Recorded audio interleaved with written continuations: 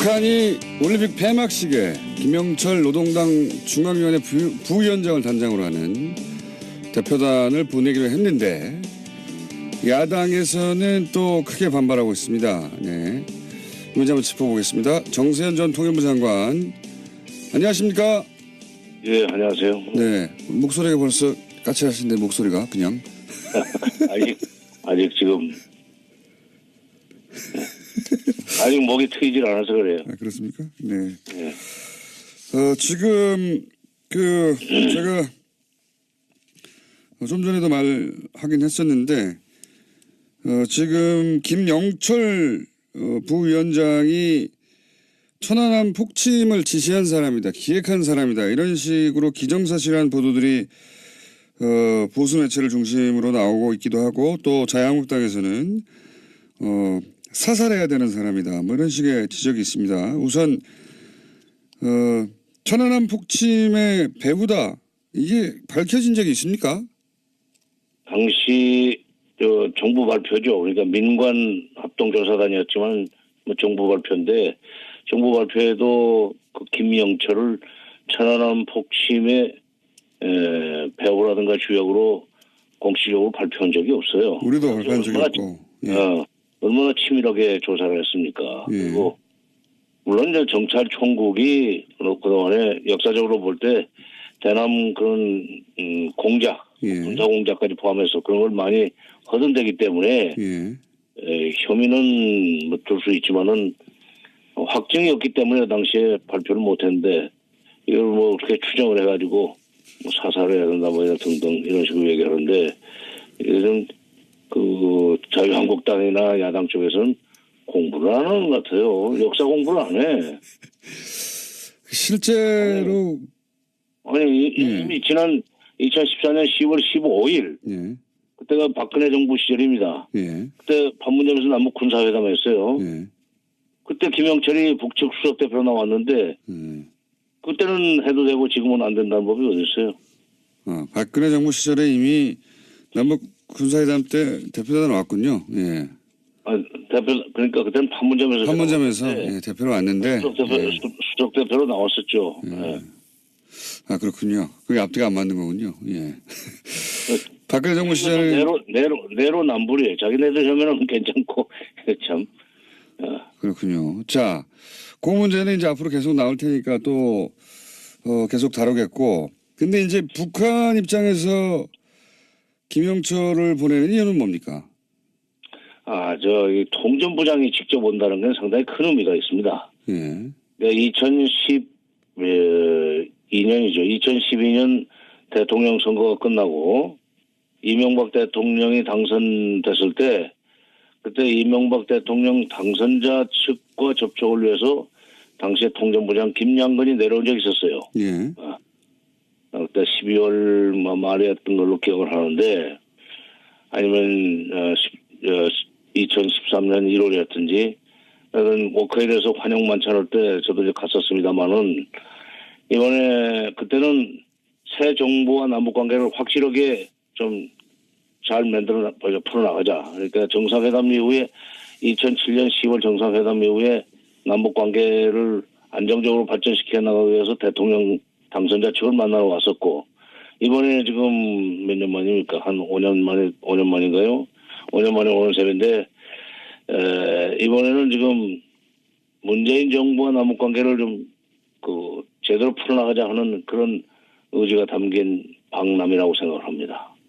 두 번째 오는 거예요. 통전부장이 온다는 것은 의미가 커요. 예.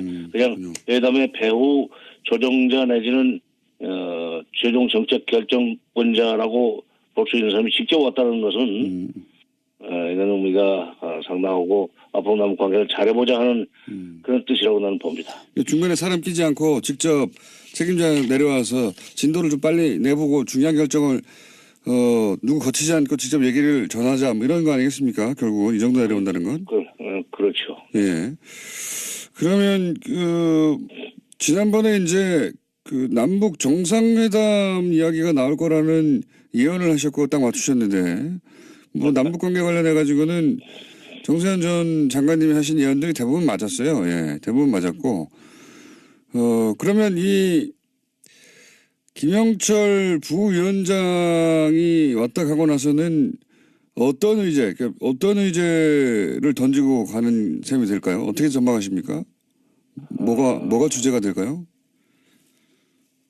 지금 이제 지난번 김여정 특사를 네. 내려보냈는데 프랑스 부통령과의 그 회담이 불발되지 않았습니까? 그렇죠. 어찌됐건 불발이 됐는데 그 미국 접촉이 불발된 뒤에 앞으로 미국 접촉을 어떻게 풀어나갈 것인지 그 좀 다리를 놔달라는 얘기를 확실하게 좀 하지 않겠는가 하는 생각이 듭니다. 한국 정부가 미국을 좀 설득을 해서 미국 접촉 내지 미국 대화 이걸 잘 좀 그 연결시켜 달라 하는 그런 부탁을 할 것 같고 따라서 그걸 위해서는 남북 간에 폭넓은 대화를 하자. 고위급 회담도 또 하고 군사회담도 하고 뭐 적시회담이든지 각종 각급 교류 협력과 관련된 그런 회담 같은 것을 좀 폭넓게 앞으로 벌려나가자 하는 얘기를 하지 않겠는가. 그러기 위해서 이제 26일 하루를 꼬박 쓰리라고 봅니다. 뭐 전망만 하시면 대부분 맞아왔으니까요. 그러면 북한이 이렇게 그 통전문장을 직접 내려보낼 만큼 적극적으로 나오는 이유는 역시 그 처음에 올 초에 올림픽에 사람 보내겠다고 했던 그때 그 이유와 마찬가지로 핵무장은 됐으니까 이제 경제를 발전시켜야 되는데 그러자면은 북미 관계를 풀어야 하니까 그런 이유 때문에 북한이 이렇게까지 적극적이다 이렇게 보면 됩니까? 그렇죠. 뭐 저 질문이 아니라 답변을 하시네. 그 답변을 이미 진작에 하셨기 때문에 제가 기억하고 있습니다. 예. 작년까지 해서 자기네들 그동안엔 북한이 핵경제 병진 노선을 견지하겠다고 얘기를 했었어요. 예. 박근혜 정부 시절에 특히 그 핵경제 병진 노선 강조했었는데 작년까지 해서 자기네들은 국가 핵무력 완성을 했다고 이제 선언을 했기 때문에 예. 이제부터는 경제 쪽으로 방점을 찍어야 되겠다, 비중을 실어야 되겠다 하는 그런 그 정책 방향을 결정했다고 봅니다. 작년 말 금년 초에. 그게 이제 신년사에 나오는 거죠. 그래서 신년사의 대내 경제 파트를 봐도 굉장히 자세한 그 계획들을 제시를 해요. 그런 경제를 활성화시킨다고 그 경제를 발전시켜 나가는데 기본적으로 남북 관계가 안정적으로 관리가 돼야 되고 또 그걸 통해서 미국 관계가 좋아져야만 북한이 국제 제재 같은 것을 피해가면서 경제를 발전시킬 수 있다고 보고 있는 거죠. 그래서 이번에 그 진짜 속셈은 경제 발전을 위한 소위 남북 관계 개선 그리고 미북 관계 개선 여기에 지금 방점이 있다고 생각합니다. 그 펜스 부통령은 이제 회동이 불발되고 나서 뭐 북한이 약속을 어겼다고 자기 쪽에서의 자기 버전의 이제 그 회담 실패 이유를 얘기를 했는데 그게 뭐 미국 내에서 여론도 안 좋고 하니까 그렇게 변명을 했겠죠. 근데 이방카가 오는 게 이게 이 의미는 잘 모르겠습니다. 이 이방카가 김영철 부위원장과 만나서 이런 얘기를 할 수 있는 무슨 정치적 역량이 있거나 그런 건 아니지 않습니까? 근데 이방카의 수행원 중에 예. NSC 그러니까 국가안보회의의 아시아 담당 담당관이 갑자기 낀 것 같아요. 아하. 여자죠. 거기도 여자. 근데 아하. 이미 김영철을 어떤가 그때 케네스 베라는 또 교포가 북한에 남대수에 들어가가지고 억류돼 있다가 풀려난 적 있지 않습니까? 네네. 케네스 베를 데리고 갔던 DNI 그러니까 국가정보국장이 그 평양에 갈 때 그때 수행을 해서 가가지고 이번에 여자 그 무슨 앨리스 뭐 북한지 가가지고 당시에 김영철과 지금 정보국장이 상대를 했었는데 네, 그때 배석도 하고 안면이 있기 때문에 이 얘기가 자연스럽게 나올 수 있으라고 봅니다. 그러니까 이방카보다는 앨리스 북한과 하는 여자 아시아 담당 한반도 전문가 한반도 담당관이 수행원에 있다는 것이 주목할 만한 가치가 있는 그렇군요. 이방카가 뭐 일종의 개인 장사하고 패션쇼하고 뭐 그렇게 그렇게만 혹은 뭐 그 올림픽 참여만 하고 이미지만 하고 그럴 거면 NSC에서 이 사람이 따라올 필요가 없었는데 요 사람이 온 걸 보면 김영철 부위원장과의 어떤 비공식이든 만남을 예상해 볼 수도 있겠군요. 예, 그렇죠. 그리고 이방카를 보내는 거는 그냥 이번에 와서 무슨 패션쇼 가라는 건 아니고 예. 트럼프 대통령이 보내는 건데 트럼프 대통령이 아마 펜스 부통령이 와서 일을 잘못 하고 간 거에 대한 만회. 이거 보완이라고 그럴까. 음. 그 말에 그다음에 또 한국 정부 대통령한테 확실한 메시지를 좀 전달하려고 하는 우리도 잘해보려고 그러니까 알겠습니다. 당신이 잘해봐라. 알겠습니다.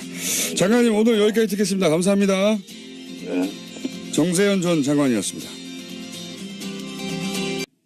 혐의는 들 수 있지만은 확정이 없기 때문에 당시에 발표를 못했는데 이걸 뭐 그렇게 추정을 해가지고 뭐 사살을 해야 된다 뭐 이런 등등 이런 식으로 얘기하는데 이것은 그 자유한국당이나 야당 쪽에서는 공부를 안 하는 것 같아요. 역사 공부를 안 해.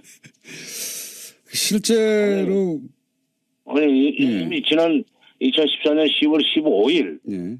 그때가 박근혜 정부 시절입니다. 예. 그때 판문점에서 남북 군사회담 했어요. 예. 그때 김영철이 북측 수석대표로 나왔는데 그때는 해도 되고 지금은 안 된다는 법이 어디 있어요? 박근혜 정부 시절에 이미 남북 군사회담 때 대표단 왔군요. 예. 그러니까 그때는 판문점에서 네. 예, 대표로 왔는데 수석대표로 나왔었죠. 예. 그렇군요. 그게 앞뒤가 안 맞는 거군요. 예. 박근혜 정부 시절에 내로남불이에요. 자기네들 혐의는 괜찮고 참. 그렇군요. 자, 그 문제는 이제 앞으로 계속 나올 테니까 또 계속 다루겠고. 근데 이제 북한 입장에서 김영철을 보내는 이유는 뭡니까? 이 통전부장이 직접 온다는 건 상당히 큰 의미가 있습니다. 예. 2012년이죠. 2012년 대통령 선거가 끝나고 이명박 대통령이 당선됐을 때 그때 이명박 대통령 당선자 측과 접촉을 위해서 당시에 통전부장 김양근이 내려온 적이 있었어요. 예. 그때 12월 말에 했던 걸로 기억을 하는데 아니면 북한이 올림픽 폐막식에 김영철 노동당 중앙위원회 부위원장을 단장으로 하는 대표단을 보내기로 했는데 야당에서는 또 크게 반발하고 있습니다. 네. 이 문제 한번 짚어보겠습니다. 정세현 전 통일부 장관 안녕하십니까? 예, 안녕하세요. 네, 목소리가 벌써 까칠하신데 목소리가 그냥 아직 지금 아직 목이 트이질 않아서 그래요. 그렇습니까? 네. 예. 지금 제가 좀 전에도 말하긴 했었는데 지금 김영철 부위원장이 천안함 폭침을 지시한 사람이다, 기획한 사람이다 이런 식으로 기정사실한 보도들이 보수 매체를 중심으로 나오고 있기도 하고 또 자유한국당에서는 사살해야 되는 사람이다 뭐 이런 식의 지적이 있습니다. 우선 천안함 폭침의 배후다 이게 밝혀진 적이 있습니까? 당시 정부 발표죠. 그러니까 민관 합동조사단이었지만 뭐 정부 발표인데 정부 발표에도 그 김영철을 천안함 폭침의 배후라든가 주역으로 공식적으로 발표한 적이 없어요. 우리도 발표한 적이 없고. 예. 얼마나 치밀하게 조사를 했습니까? 예. 그리고 물론 이제 정찰 총국이 그동안에 역사적으로 볼 때 대남 그런 공작, 군사 공작까지 포함해서 그런 걸 많이 허든되기 때문에 2013년 1월이었든지 그런 워크에 대해서 환영 만찬할 때 저도 이제 갔었습니다만은 이번에 그때는 새 정부와 남북 관계를 확실하게 좀 잘 풀어나가자. 그러니까 정상회담 이후에 2007년 10월 정상회담 이후에 남북 관계를 안정적으로 발전시켜 나가기 위해서 대통령 당선자 측을 만나러 왔었고 이번에 지금 몇 년 만입니까? 한 5년 만인가요?